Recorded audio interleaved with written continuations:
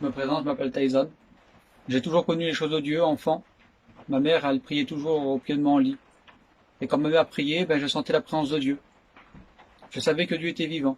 Et dans mon cœur d'enfant, j'avais fait une promesse. J'avais dit, Seigneur, plus tard, je voudrais être comme ma mère, je voudrais être un chrétien. Parce que je savais que ma mère avait la paix. Je ressentais déjà, enfant, que ma mère, elle avait la paix, et sur elle, comme elle priait le Seigneur, je sentais la présence de Dieu. Après, ce qui s'est passé, c'est que chez nous, on a une famille qui aime beaucoup le monde, comme beaucoup de gens.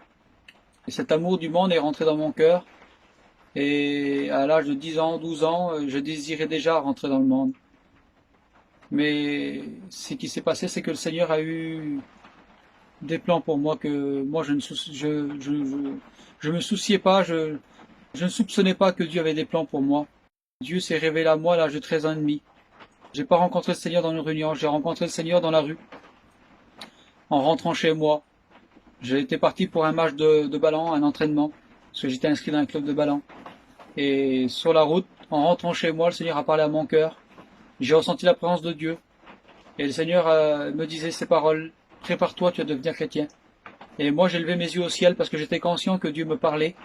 Et j'ai dit, Seigneur, je veux pas être chrétien maintenant, parce que j'ai le monde qui s'ouvre devant moi. Parce que pour moi, être chrétien, c'était plus pouvoir rien faire, c'était gâcher sa jeunesse. Je pouvais pas soupçonner le bonheur qu'on pouvait avoir en acceptant Jésus. Et ce qui s'est passé, c'est que Dieu, 3 fois, a parlé dans mon cœur par ces mots. Prépare-toi, tu vas devenir chrétien. Et j'ai dit à Dieu, Seigneur, je ne veux pas être chrétien. Et je suis rentré chez moi.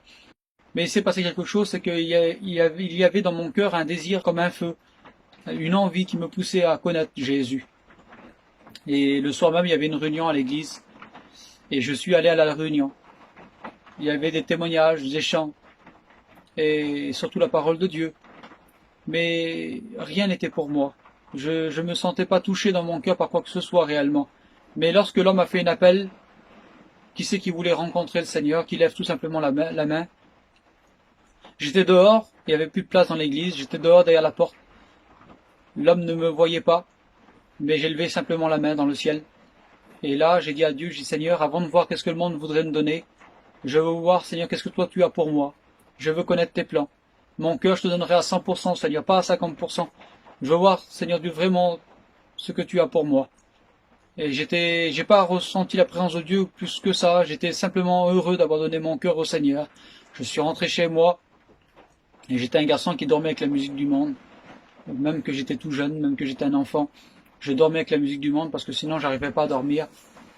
Et puis quand je suis rentré chez moi, je me suis souvenu qu'il y avait cette musique. Je dormais, cette chénifie était dans ma chambre. Je l'ai pris, je l'ai mis sur la cuisine et j'ai pris tous les disques du monde, cette musique-là, et je les ai jetés un par un. Et d'ailleurs, chaque CD que je jetais, je disais au Seigneur, Seigneur, aujourd'hui c'est toi ma paix. C'est toi qui me donnes la paix, Seigneur, aujourd'hui. Et puis à l'âge de 13 ans et demi, j'ai accepté le Seigneur et puis j'ai commencé à faire des expériences avec le Seigneur. J'ai commencé à me sentir libre. J'ai senti des chaînes tomber de mes épaules, de mes mains, des poids. Et j'ai commencé à connaître la louange avec Dieu. À l'âge de 14 ans, j'ai passé par les eaux du baptême. J'ai aussi reçu le baptême du Saint-Esprit. À 15 ans et demi, le Seigneur m'a appelé à son ministère. Et à mes 19 ans, j'ai fait mes premières écoles bibliques. J'ai compris que Dieu avait des projets pour moi que je ne soupçonnais pas. Et bien des fois dans la vie, on ne soupçonne pas que Dieu a des plans pour nous, mais Dieu a des plans pour nous, véritablement. Il n'y a pas d'âge pour rencontrer Jésus. Vous savez, j'aimerais vous dire quelque chose. Lorsqu'on accepte Jésus, on devient une nouvelle personne. Les choses anciennes sont passées et tout est devenu nouveau réellement. La Bible dit que personne ne pourrait rentrer au ciel s'il n'est pas né de nouveau. Et Jésus, il nous a laissé le Saint-Esprit. Dans Acte 2, la Bible dit qu'il fut rempli du Saint-Esprit et il parlait en d'autres langues.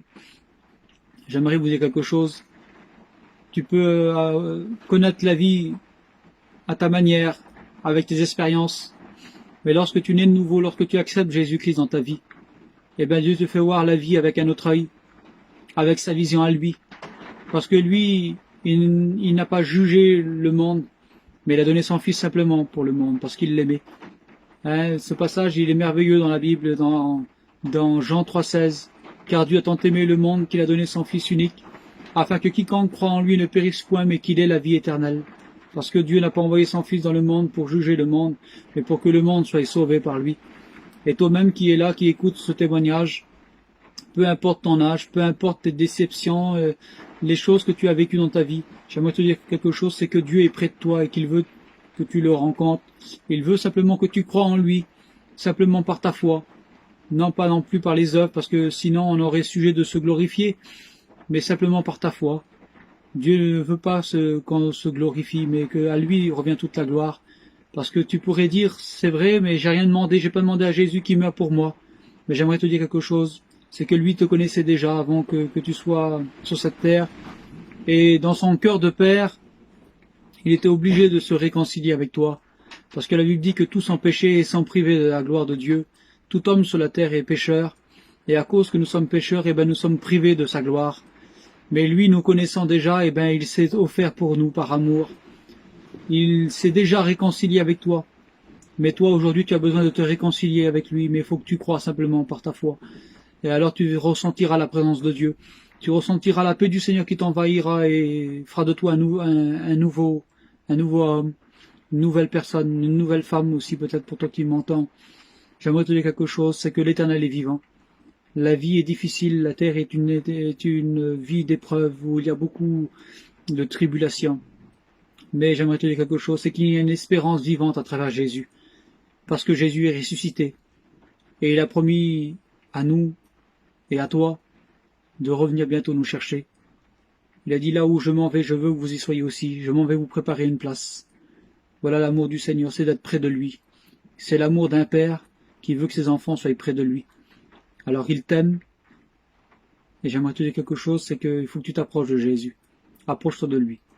Voilà, j'espère que ces quelques mots ont pu vous encourager dans votre foi. Que Dieu vous bénisse à tous, et je vous dis à bientôt.